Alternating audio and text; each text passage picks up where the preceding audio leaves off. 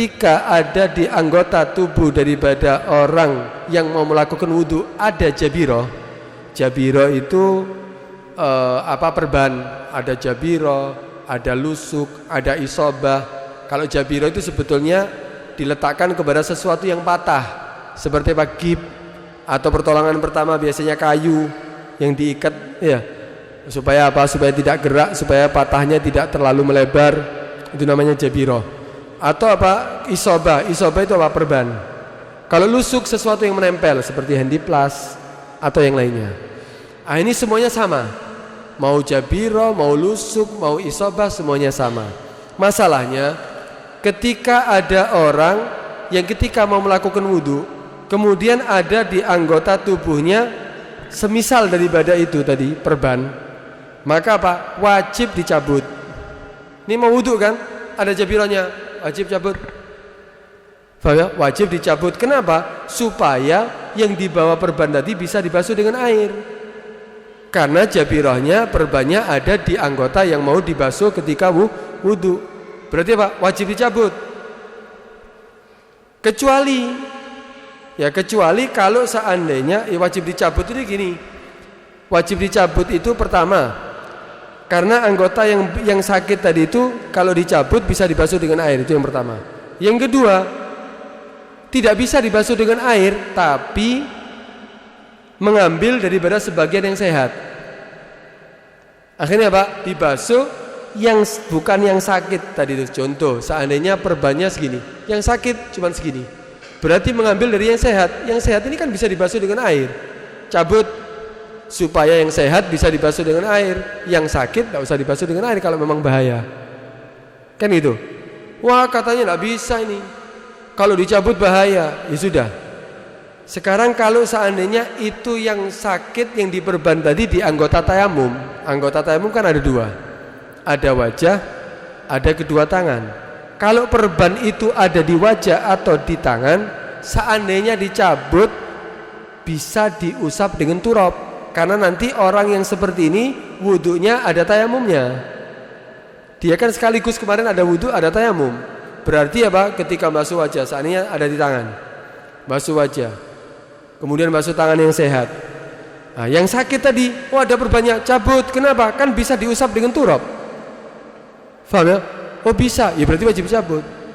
Kalau tidak bisa, ya berarti tidak usah dicabut, tapi nanti ada konsekuensinya.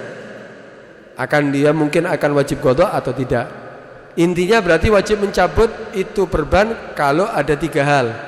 Kalau memang perban tadi itu ketika dicabut bisa dibasuh dengan air, atau mengambil daripada yang sehat. Ketika diperban mengambil daripada yang sehat, bukan yang sakit toh yang ditutup. Kemudian yang ketiga, yang ketika itu perban ada di anggota tayamum dan bisa diusap dengan turab. Berarti karena tiga hal ini wajib dicabut. Kalau semua tiga hal ini tidak boleh, sama dokter tidak boleh, kalau dicabut bahaya. Orang kalau sudah diperban biasanya tidak boleh dicabut lagi. Apalagi kalau digip, tidak bisa dicabut lagi. Gimana ini hukumnya? Ya sudah, tidak apa-apa. Kalau memang tidak bisa dicabut, ya sudah. Berarti cara wudhu seperti kemarin, yaitu ketika ada di tangan seandainya ada perbannya, maka caranya gimana? Nah, contoh ya, ini kita contohkan langsung aja. Seandainya ada perban ini perbannya, seandainya ada di sini perban. Ketika ada perban seperti ini, ya maka wudhunya gimana? Wudhunya seperti kemarin, yaitu ya wudhu seperti biasa, basuh wajah. Karena wajahnya kan ada yang sakit, basuh wajah. Setelah basuh wajah sambil niat, kemudian basuh tangan yang sehat. Ini kan tidak ada perbannya tadi, daerah sini tidak ada perbannya, dibasuh dengan air semuanya. Kemudian yang ada perbannya tidak usah dibasuh, tapi yang sehat, ini kan sehat, dibasuh dengan air, dibasuh dengan air. Sekiranya kalau dia membasuh akan kena daripada perban ini. Jadi semua yang sehat wajib dibasuh dengan air. Setelah dibasuh dengan air, dengan air, ini kan tidak boleh cabut katanya tadi. Kenapa? Bahaya kalau mau cabut. Ya sudah, tidak apa-apa. Kalau memang tidak bisa dicabut, tidak apa-apa. Tapi dia setelah basuh yang sehat, jangan langsung pindah ke kepala. Kenapa? Yang di bawahnya ini belum diapa-apakan. Terus diganti dengan apa? Diganti dengan tayamum. Luka yang ada di bawah perban ini karena belum dibasuh dengan air diganti dengan tayamum. Berarti kan ini basah wajahnya, tangannya juga basah, keringkan dulu. Dikeringkan dulu semuanya, ambil turab, tayamum. Nawaitu istibaha li fardhis shalah. Usap wajah, usap kedua tangan. Kemudian untuk yang ini yang ada berbannya tadi, ya, diusap. Ya, karena anggota tayamum juga kan diusap dengan tangan, diusap dengan turab. Setelah itu baru pindah kemana? Ke kepala, ngusap rambut, basuh kaki, selesai wudu dan tayamumnya. Setelah itu boleh sholat dia. Seperti kemarin kalau lukanya ada di dua tempat, seperti apa, di kaki juga ada lukanya, berarti berapa kali tayamum? 2 kali tayamum kemarin kan. Basuh wajah, basuh yang sehat, kemudian tangan yang sehat yang tidak ada berbannya dibasuh, tayamum sebelum pindah ke kepala. Tayamum untuk apa? Luka yang ada di bawah berban, tayamum. Setelah tayamum baru meneruskan apa? Kepala. Kemudian basuh kaki yang sehat, kaki juga ada berbannya. Berarti apa? Ketika ada berbannya di kaki, setelah dibasuh yang sehat, belum selesai, tapi dia harus tayamum lagi kedua kalinya untuk apa? Untuk apa yang ditutup kulit yang di bawah perban tadi itu. Diganti dengan apa? Tayamum. Berarti tayamumnya berapa kali? 2 kali. Ini cara yang harus dilakukan. Untuk perbannya tadi itu ketika membasuh tangan, untuk di atas perbannya ya apa wajib diusap dengan air? Wajib diusap dengan air. Jadi ketika membasuh, yang dibasuh yang sehat, tapi yang di atasnya ini diusap dengan air. Hukumnya apa? Wajib diusap dengan air. Anggota yang di bawahnya diganti dengan tayamum. Faham ini ya? Paham ya? Itu tata cara seperti yang kemarin kita bahas. Tapi kapan dia wajib mengulangi sholatnya, kapan tidak wajib mengulangi? Kalau seandainya dia melakukan itu wudu dan tayamum seperti itu, apa sholatnya wajib digodoi? Wajib menggodoi karena 3 hal, tidak wajib karena 2 hal. Wajib menggodoi karena 3 hal. Pertama, kalau dia meletakkan itu jabiro tidak dalam keadaan wudu. Jadi ketika dia terluka, sebelum ketika ditutup jabiro, ketika ditutup berban, dia tidak dalam keadaan punya wudu. Berarti apa? Orang ini pasti wajib godok sholatnya. Wajib digodoi sholatnya. Sampai 10 hari, ya tetap wajib godok. Kenapa? Karena meletakkan jabiro tidak dalam keadaan wudu. Tata cara wudu dan tayamumnya seperti tadi, tapi tetap wajib ada. Wajib mengulangi sholatnya. Faham ini ya? Baik, ini yang pertama. Yang kedua, kalau dia meletakkan itu jabiro ala tuhur, meletakkan dalam keadaan punya wudu, tapi mengambil daripada yang sehat lebih daripada qadrul istimsak, lebih daripada ukuran yang normal untuk menahan daripada itu lusuk. Saatnya gini, ini yang sakit segini berban, ini normal segini. Yang sakit segini, yang ditutup setangan segini yang ditutup, ini kan berlebihan. Kenapa? Yang ini kan bisa dibasuh dengan air harusnya. Kalau ditutup seperti ini kan bisa. Kenapa kok harus lebih lebar, lebih banyak ini tutup? Kan wajib dicabut kan tadi kan, kalau lebih banyak yang ditutup wajib dicabut seharusnya. Enggak bisa dicabut, bahaya. Ya sudah, tapi wajib ada, wajib ulangi sholatnya nantinya. Berarti sholatnya wajib diulangi. Kenapa? Karena mengambil daripada yang sehat lebih daripada qadrul istimsak, lebih daripada ukuran yang wajib, yang normal untuk menahan daripada itu jabiro. Ini yang kedua. Yang ketiga wajib ada, tapi ada khilaf.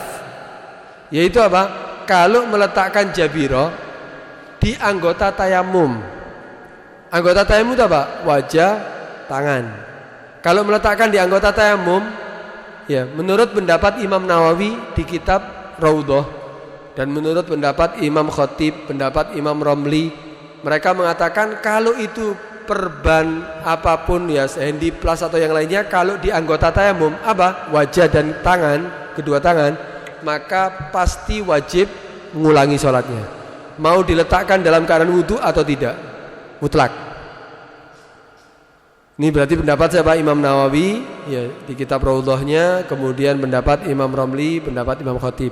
Kalau meletakkan jabiro di anggota tayamum mutlak. Karena itu kalau kita lihat seandainya oh ada orang pakai perban di tangannya, oh ada orang di perban di mana? Di wajahnya. Berarti ini orang wajib mengulangi sholatnya. Berapa hari? Ya 3 hari, ya wajib diulangi 3 hari. Walaupun meletakkan dalam keadaan punya wudu, walaupun ketika diperban sudah punya wudu dia. Ini kalau di anggota tayamum. Tapi ada pendapat Imam Nawawi juga di kitabnya Majmu', dan ini sesuai dengan pendapat Imam Ibn Hajar. Dia mengatakan apa? Tetap tafsirnya perinciannya sama, mau di anggota tayamum atau bukan sama. Kalau diletakkan dalam keadaan wudu di tangan, ya berarti tidak wajib mengulangi sholatnya.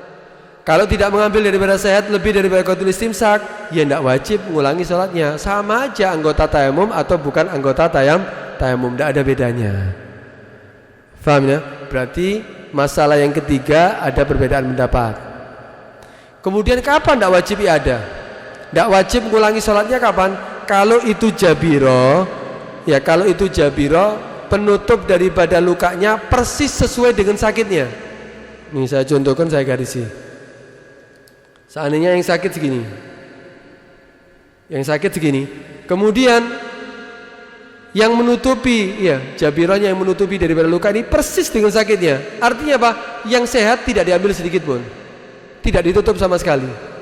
Berarti yang sehat dibasuh semuanya, yang sakit ditutup. Ini kalau wudhu dan tayamum seperti cara tadi, tidak wajib mengulangi sholatnya. Mau diletakkan alat tuhur atau tidak, mau diletakkan ini tutup yang sesuai dengan lukanya ini dalam keadaan wudhu atau tidak, atau tidak dalam keadaan wudhu, tetap dia tidak akan wajib iadah kalau dia melakukan wudhu dan tayamum seperti tadi. Paham ya?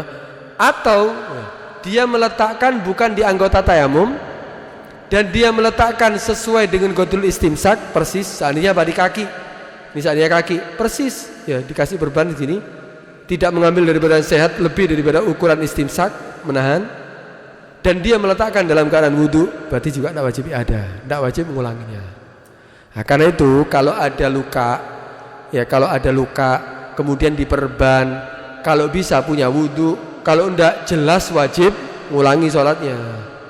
Walaupun wudhu dan tayamumnya dengan cara seperti tadi. Paham ya? Nah, tapi kadang-kadang repotnya, ya kalau ke dokter atau klinik, ya sing ngobati wong wedok, ya itu sing repot. Nah, ini harus tahu nih, ya kadang-kadang sholat yang kita lakukan sudah benar dengan cara-cara tadi itu, tapi ada yang wajib apa? Digodoi, wajib diulangi sholatnya. Tetap wajib loh. Wis sekalian wis gak usah sholat ae ngenteni kok mari dicabut berbani, engko tak godoi, podo ae kan? Ndak sama. Ndak sama. Kenapa? Karena kamu tetap wajib sholat. Karena setiap waktu itu wajib harus ada sholat, tidak boleh mengakhirkan sholat daripada waktunya. Lah kalau sebelum sempat, seandainya sebelum sempat dicabut perbannya harus mati, berarti meninggal dalam keadaan maksiat, meninggalkan sholat. Tetap wajib itu hukumnya tetap wajib. Setelah sembuh ya diulangi lagi. Nah, itu adalah tata cara untuk kita sholat dengan benar ketika di situ ada ada perban.